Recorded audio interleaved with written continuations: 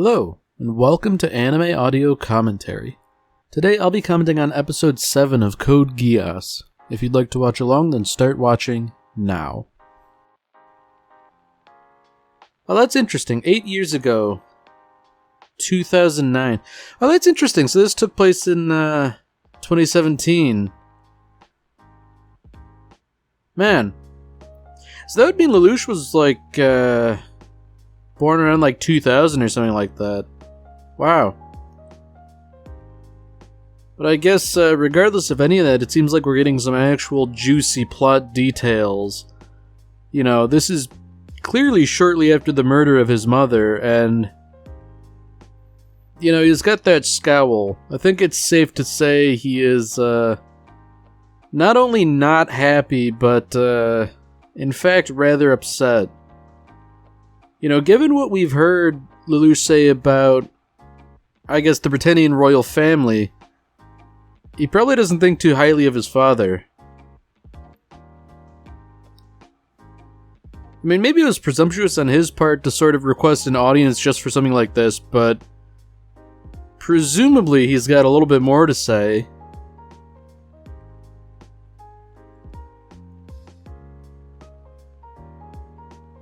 Alright, that's an interesting line of questioning. You know, like, why didn't you at least protect them? Are you not the Emperor? But,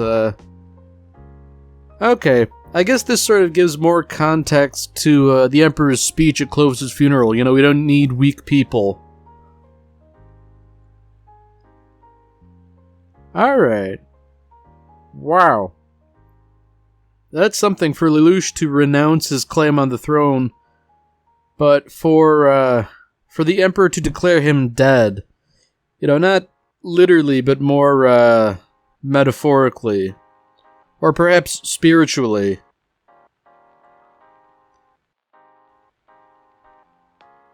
Wow.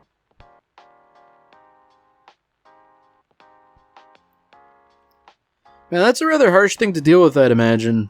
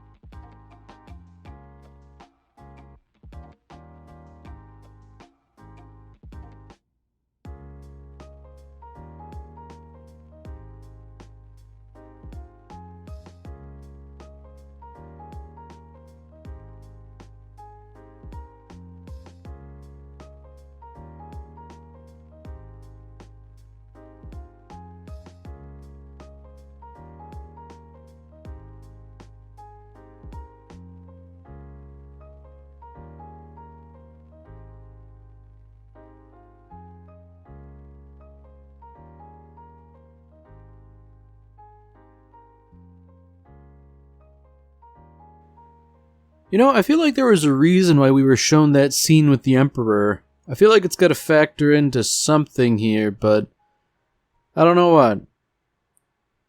Although I guess it is nice we're getting back to Cornelia here, the princess.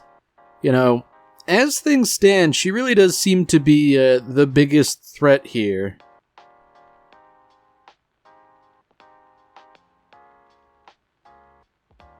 Yeah, there's definitely something going on. I mean, even just within the royal family with Cornelia and Euphemia. I think that was her name. I mean, it's interesting that they're sort of promoting Suzaku just to, I guess, mollify him, in their words. The idea being that he'll continue working for them and being a pilot and all that. I mean, frankly, he seems pretty dead set on serving anyways, so I don't know why he would necessarily refuse, but you know, I guess they want to make it a sure thing.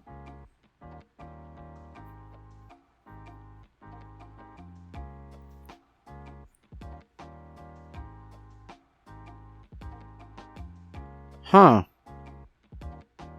That's something alright, to make onigiri but with, what is apparently blueberry jam in it.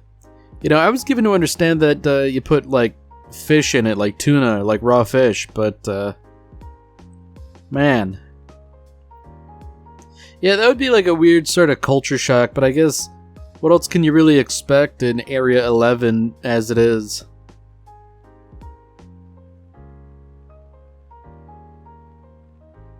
So this is interesting. You know, the student council president seems pretty astute. She recognizes that Callan is hiding something, which of course we know she is, but, oh, wait a minute. No, this isn't the president, is it? This is, Shirley, I think. Oh dear. I'm already mixing up characters. This doesn't bode well.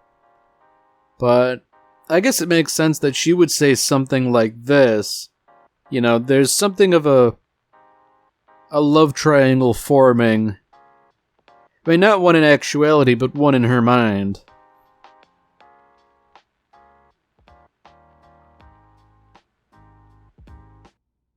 Ooh, Ashford. I think we heard that name, in the prologue. I'm wondering, what the significance of that is. You know, talking about an arranged marriage. Something tells me Lelouch might be involved. Well, no, actually, that doesn't make much sense, seeing as how he is seemingly a normal person. Huh. I guess we'll have to wait and see then.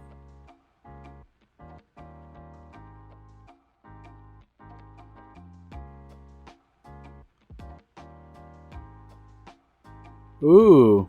Okay, so Cornelia is doing some big thinking right now. You know, she's recognizing some geographical similarities, and it seems as though she might have the presence of mind not to get caught up in a booby trap. Now, I hate to bring it up, but that was Pizza Hut again, you know. We can't get away from it. I feel like it's going to crop up in every single episode, no matter how serious it is otherwise.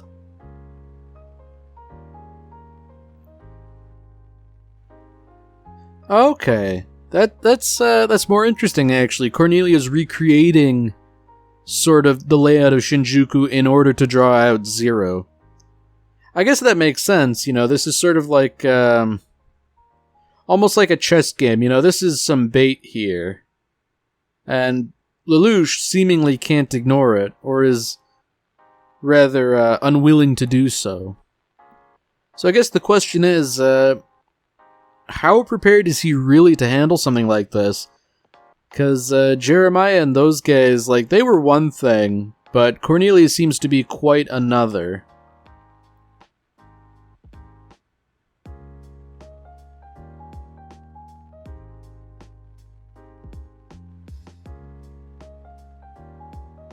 So that's interesting. You know, it seems like the core philosophy of the Britannian Empire is that, you know, the strong deserve to rule. And I can definitely understand why people would have complaints with that. Oh. Oh, that's interesting. C2, she's been, remarkably passive, you know, mainly just lounging around and eating pizza, but that she would pull a gun on Lelouch. I mean, that she would even have one to begin with is, interesting. Ooh. Yeah, things are getting a little complicated.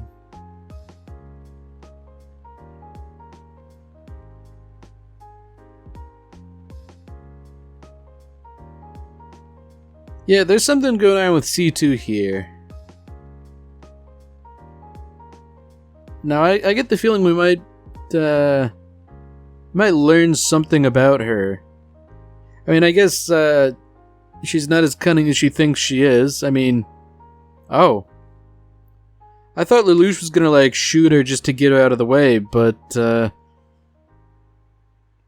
yeah, this is a bluff. He's more than willing to appear like he'd shoot himself in the head, but, man, I don't think he'd actually do that. You know, he's got too much stuff he cares about.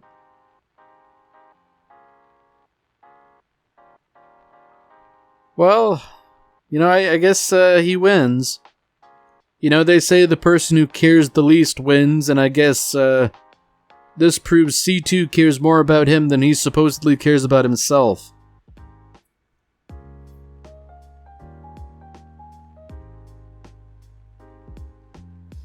So yeah, it seems like this is definitely bait. They're going around butchering civilians just to draw Zero out. And it makes sense, something like that would definitely stir people up. But, I don't know why they would necessarily expect him to behave as he had done before. I mean, I guess from their perspective, they don't know the truth. They don't know about the Geass and anything like that, so theoretically he could sort of completely wrong foot them. Man, everybody just keeps dunking on Jeremiah about that whole orange business, so much that it's become a nickname. Like, that really is unfortunate considering it was just a line of gibberish that he used to, basically make everyone second guess themselves.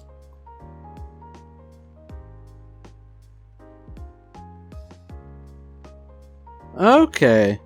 Alright, so that body armor he was digging around with, that wasn't his Zero outfit, that was body armor he stole. Alright, so he's doing his usual thing, tricking the pilot into coming out so he can steal their, Sutherland. Man, that's cunning. Because, the first time he did this, he said he was a student, it's like, hey, here's my student ID. I'm wondering if this is going to be a running thing where he basically tricks people out of their nightmare frames frequently. Because I feel like after a point, they're going to have to get wise to it, whoever that guy was, he's certainly in big trouble now, because, there's no good way to explain why he got out of the Sutherland. Well, there's kind of a good way, I suppose, but there's no real good reason for explaining why he willingly handed over control.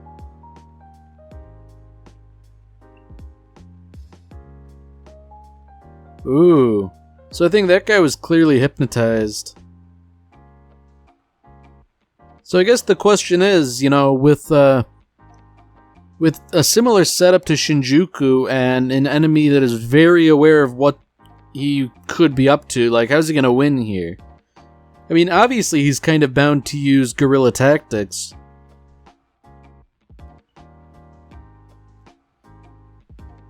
Yeah, something tells me that Suzaku's going to interrupt things again in the Lancelot.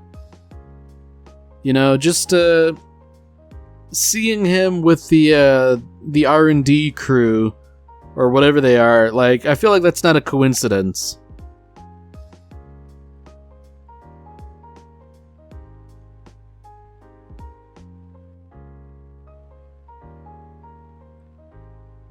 So, surely this has to be going according to plan, right? Cornelia must have seen this coming if this is what happened at Shinjuku. Perhaps she was hoping it wouldn't have gotten this far, but I don't know. If she hadn't planned for an eventuality like this, then this is going to be a massive military blunder, right? Already it does look pretty bad, A whole bunch of troops have been, made into casualties, a bridge has been destroyed. Okay, so they're retreating. And I feel like the goal of this is not merely to get out of there and to get away, but to sort of force Lelouch to overextend, He's seemingly taking this as a victory in and of itself. Man, more Pizza Hut. Every time. I really should keep a tally. This is twice in one episode.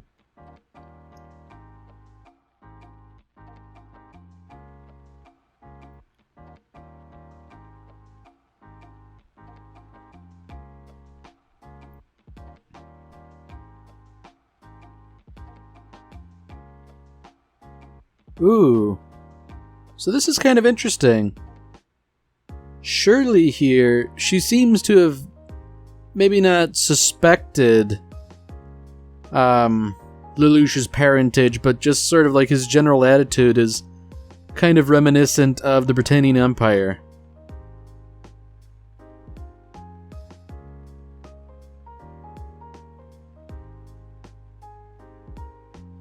Yeah, he always seems to have been kind of interesting to do something like that even back then. I mean, I guess it's heroic in a weird sort of way.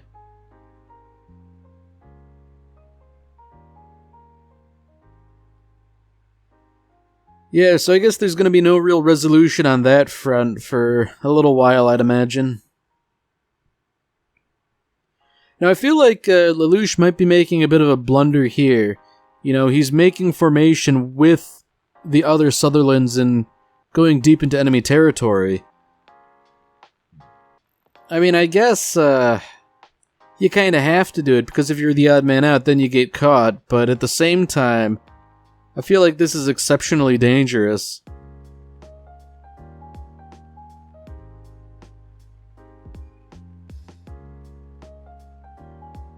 Yeah, I guess it's unfortunate that he would get a call from the student council right now. I mean, surely they can trace those communications, right? Okay, well, I guess it's moot now, but, oh, I'm wondering if they're just gonna, like, go back and forth, calling him and hanging up and all that. I mean, that would be distracting if nothing else. Oh. Oh, no, I think things have just gotten even more complicated.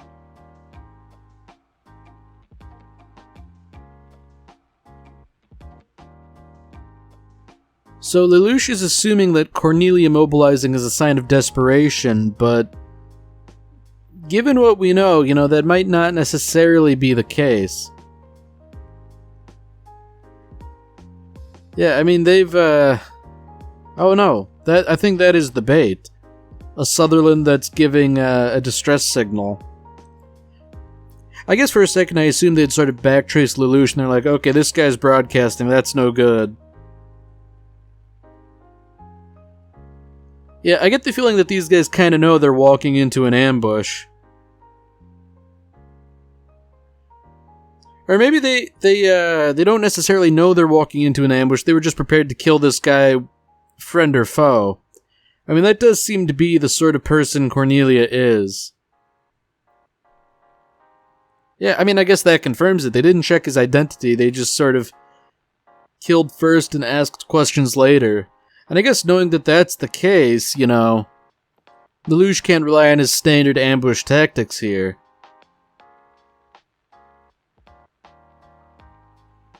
I mean, I guess to his credit, he realizes that pretty quickly and spares some more of his guerrillas, but yeah, I'm wondering how this shakes out, because at this point I feel like Lelouch is on the back foot now. Other people are cognizant and aware of his strategies, and they've formed countermeasures. And I guess there's the added issue of they recognize that this is Cornelia and how dangerous she is. They assume surrendering would be the better option, but clearly that's not the case. I mean, if she makes it clear she'll kill friend or foe to get these guys, then, there's no way she'd honor a surrender.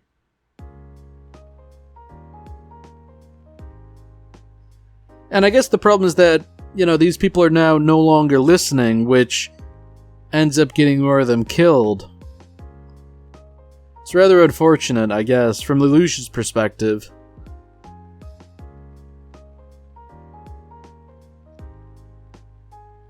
Man, I don't want to say he snatched defeat from the jaws of victory, but, man, it is unfortunate, and I feel like his best bet would be, not to arouse suspicion, not to get, consumed by his ego, to just sort of, quietly withdraw for now.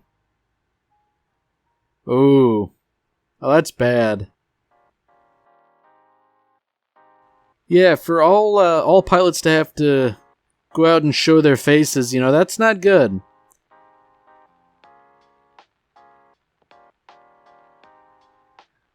Man, so how's it gonna get out of this? Like, it seems like there are only so many people he can use the Geass on. You know, whoever's within, direct line of sight.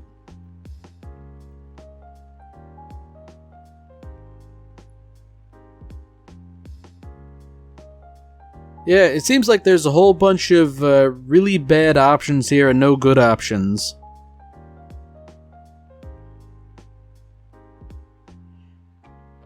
Okay, so there we go. He lies, basically. I mean, that's a temporary option if nothing else. Oh dear. Surely he can't just cut and run. Oh. Okay, so Zero's showing up elsewhere in order to distract. Interesting. Surely that would have to be C2, right? She's, I'd imagine, the only person who really knows, and therefore she's acting to try and pull his rear out of the fire. Oh, this is interesting. Because I assume it's C2, and she's sort of faking Zero's death, I guess. I'm wondering how this will shake out, because, like, it's pretty clear she has something else going on. She won't just die. But at the same time, if they don't recover a body, can they really assume that Zero is well and truly dead? Surely not.